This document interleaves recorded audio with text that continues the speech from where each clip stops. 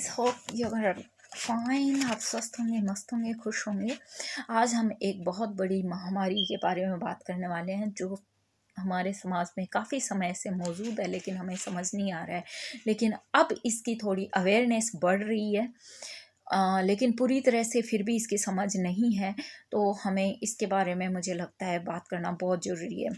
विज्ञान ने आज की तारीख में बहुत सारे चमत्कार किए हैं। इंसान चांद पर या मंगल पर पहुंच चुका है और इस वजह से लोगों के जीवन में एक बेहतर ज़िंदगी की, बेहतर इलाज की, बीमारियों से आज़ादी की उम्मीद जगी है। लेकिन फिर भी एक बीमारी हमें सदियों से जकड़ी हुई है और पहले वो एक गुमनाम मर्ज था, आजकल उसका नाम भी लोग जानने लगे हैं।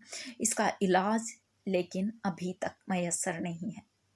इस बीमारी का ज़्यादातर शिकार महिलाएं होती हैं, क्योंकि हमारी पितृसत्तात्मक सोच इसे रिवाजों, रस्मों के नाम पर शह देती है और लाखों औरतों की जिंदगी ये बीमारी हर बरस ले जाती है।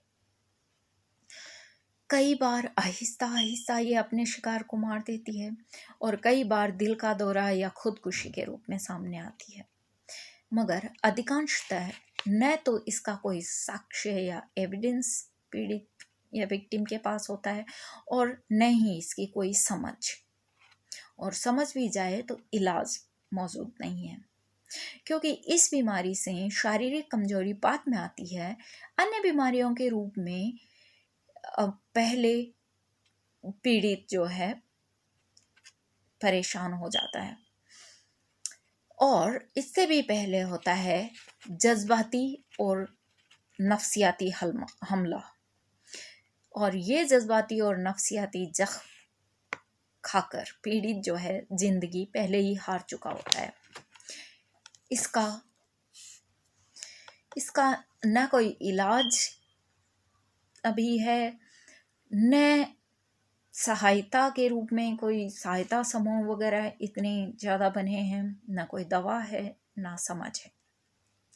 क्या आप सोच सकते हैं कि आज की दुनिया एजुकेशन के नाम पर जो चांद पर जा चुकी है या विकसित होने का दंभ भर रही है, उसी वक्त लाखों करोड़ों एकल हो या संयुक्त, पढ़े लिखे हो या अनपढ़ परिवारों की करोड़ों महिलाएं एक नार्सिसिस्ट के साथ हर सुबह जागती हैं, मगर वास्तव में उनकी जिंदगी की सुबह नहीं हो पाती है, क्योंकि इन पीड़िताओं को परेशानी का एहसास तो होता है और घुटन भी होती है, परंतु इसका कारण वे जिंदगी भर नहीं जान पाती, क्योंकि एक नार्सिसिस्ट परिवार और जीवन साथी के साये में इनको अपने वजूद का अक्स भी धुंधला नजर आता है।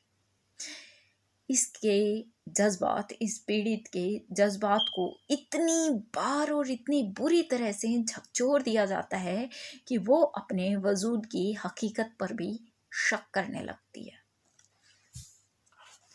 और गजब की बात ये देखो कि ये अपने साथ होने वाले हर अपराध की सजा खुद को देती है, खुद को भूलकर अपने जीवन साथी के जीवन को खूबसूरत बनाती है।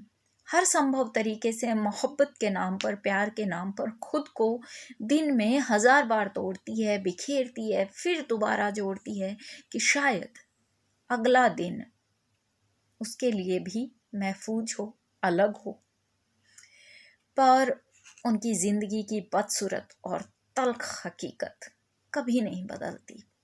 हर दिन वो सोचती है कि शायद आज उनके एफर्ट्स को, कोशिशों को सराहा जाएगा, शायद आज कोई उनके प्यार का जवाब एक मोहब्बत भरी नज़र से देगा, या शायद आज उनके होने की कोई कद्र करेगा, कि वो सिर्फ एक मिट्टी का खिलौना नहीं है जिसे किसी के साथ ब्याह दिया गया है, और ना ही वो एक कठपुतली है जो हर पल किसी शौहर या ससुराल वालों के इशारों पर करतब करती फिरे।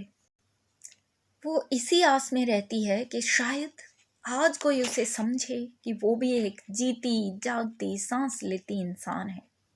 उसका भी दिल है, उसे भी तकलीफ होती है, उसे भी कोई एहसास करने वाला हम सफ़र चाहिए होता है। जब हिंसा शारीरिक हो तो फिजिकल वायलेंस के निशान दिख जाते हैं, इलाज भी मुमकिन होता है और गवाही भी दी जाती है।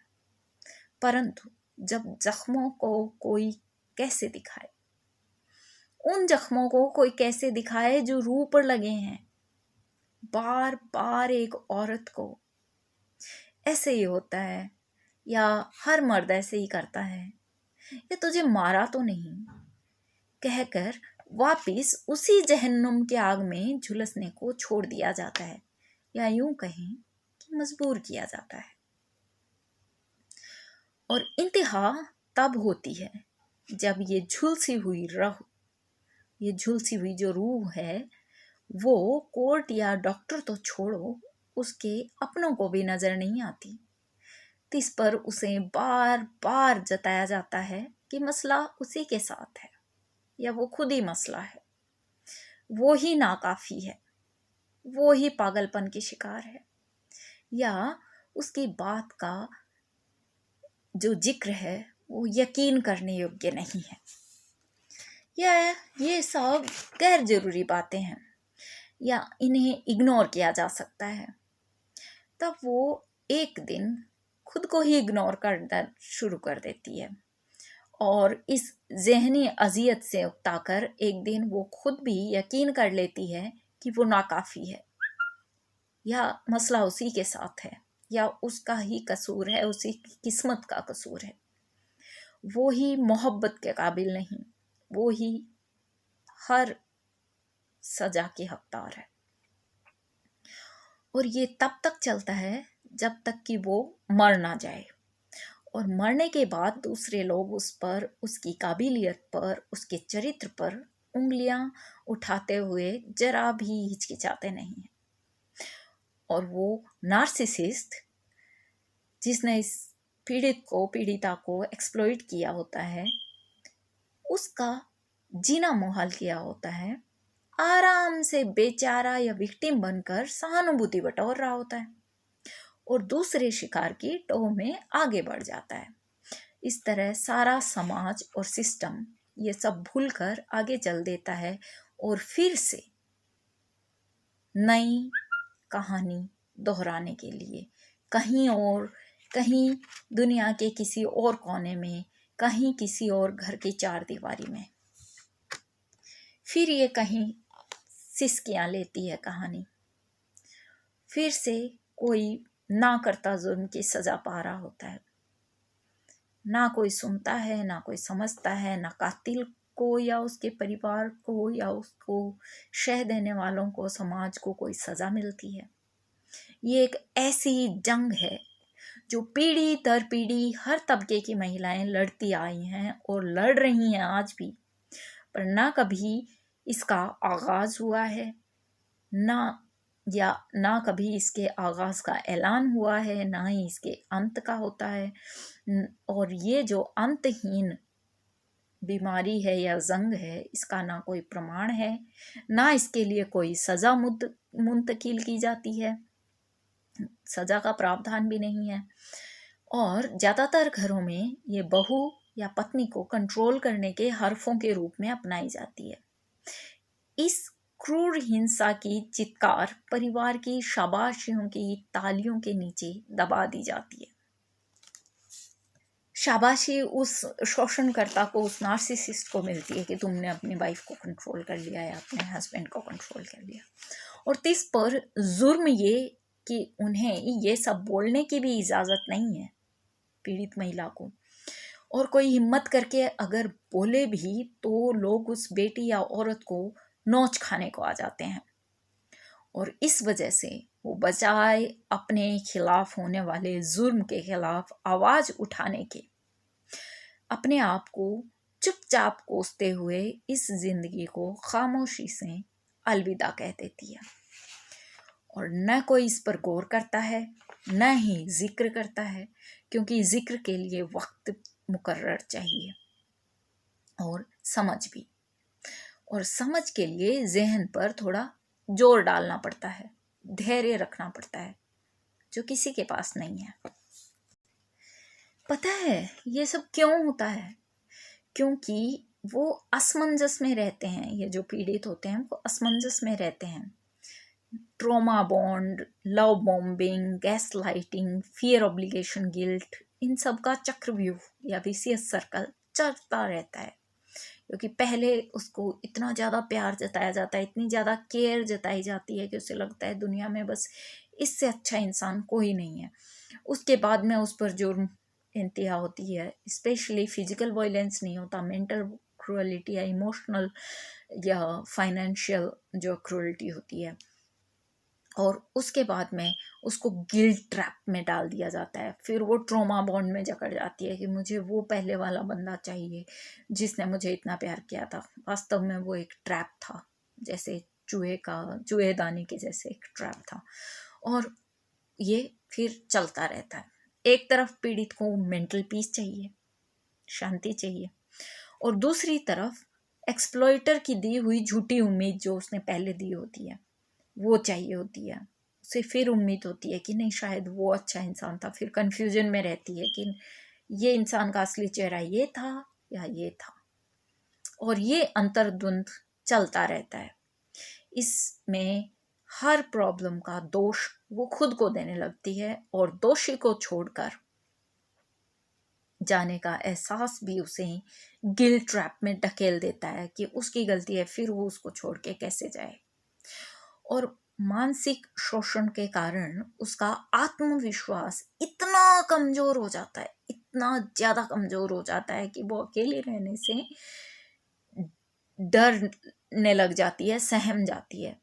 और इससे अच्छा उसे लगता है कि मैं अकेले रहूं, उससे अच्छा है कि मैं इस जहरीले रिश्ते की तरफ भी वापस चली जाऊं। तो इस पर समाज में भी नार्सिसिस्ट की छवि एक मासूम, मोहक और मददगार इंसान की होती है कि इससे अच्छा तो कोई है ही नहीं, इससे हंसमुख तो कोई है ही नहीं। तुम कह रही हो ये बोलता नहीं, तुम कह रही हो तुम्हारी केयर नहीं करता। वाह। इसलिए विक्टिम के साथ खड़े होने वाला कोई नहीं होता, ना ही न्याय की उम्मीद, ना ही मानसिक शांति।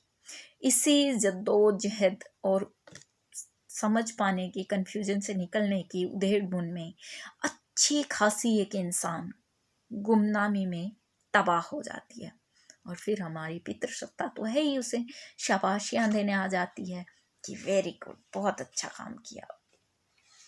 ठीक है, तो ये है नार्सिसिस्टिक टॉर्चर, जो मानसिक बीमारी का ही एक रूप है, लेकिन एक्सट्रीम रूप है।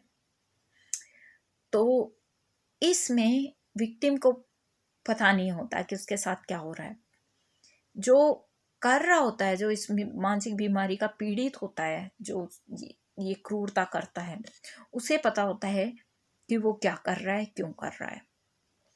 और अपने फायदे के लिए वो अच्छा बन जाता है, बाकी टाइम वो बुरा रहता है।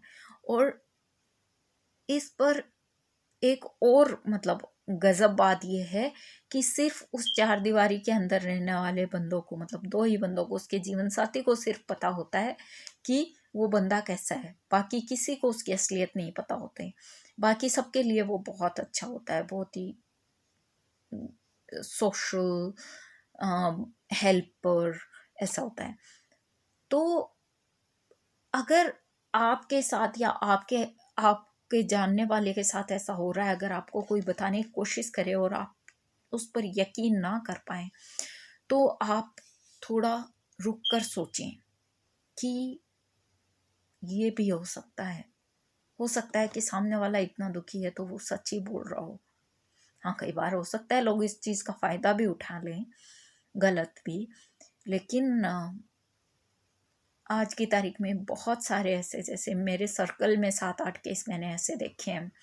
तो इसलिए मुझे लगा कि इस बारे में बात होनी चाहिए।